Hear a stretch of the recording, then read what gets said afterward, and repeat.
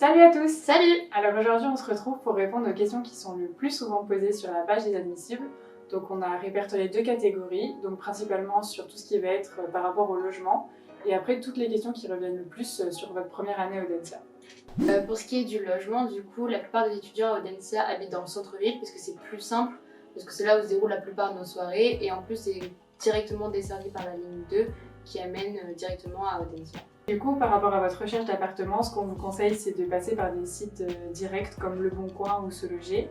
Après, vous avez également la possibilité de passer par des agences, mais c'est vrai qu'il y a des frais qui sont un peu plus élevés.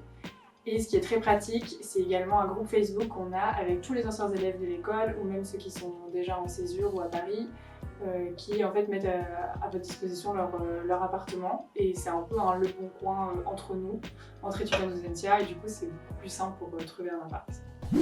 Du coup, maintenant on va passer aux questions qui concernent toute la vie à Audencia. Alors la question principale, donc quand sera la rentrée? La rentrée pour les premières années, ça sera le 15 septembre. Elle a été faite en différé cette année pour vous laisser un peu plus de temps pour trouver votre appart et prendre vos marques.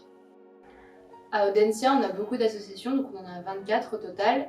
Les trois principales, ce sont donc le bureau des élèves, le bureau des sports et le bureau des arts, mais il y en a aussi pour tous les goûts, donc des associations musicales, humanitaires, sportives, artistiques. Et du coup, n'hésitez pas à aller voir sur la page Instagram tous les petits résumés qu'on a fait qui concernent les associations. Votre première année à Audencia, elle est vraiment très riche en événements associatifs. Si vous voulez avoir un petit aperçu de ce qui vous attend, on vous a tout répertorié sur les vidéos de notre page Instagram. Donc dès la première année, on a la possibilité de faire l'English Track, donc il y a à peu près 160 places. Et en fait, on est sélectionné en fonction de nos notes au concours. Donc c'est exactement les mêmes cours qu'en français, mais en anglais. Quand vous arrivez à Audencia, vous avez la possibilité de faire une LV3. Donc dans certains cursus, elle est même obligatoire et vous avez le choix entre italien, allemand, russe, chinois, japonais, arabe, portugais ou encore espagnol. En deuxième année, vous avez la possibilité de faire une API, donc c'est une année de projet individuel, donc c'est une sorte de pause dans votre scolarité où vous pouvez prendre un an pour réaliser n'importe quel projet qui vous tient à cœur et ensuite vous allez reprendre votre cursus normal. Par rapport au fonctionnement de l'alternance à Audencia, dès que vous trouvez votre entreprise, il suffit de la soumettre et c'est bon.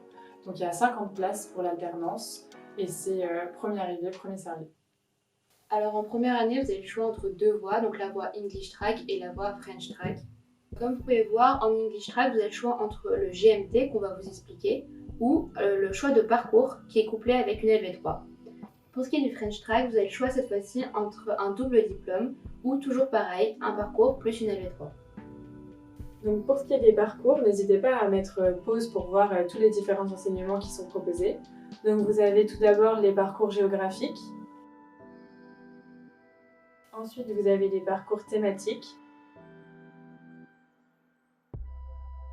Et enfin vous avez les cours transversaux, donc qui sont vraiment très divers et variés. Donc vous en avez pour le semestre 1, mais également des différents pour le semestre 2.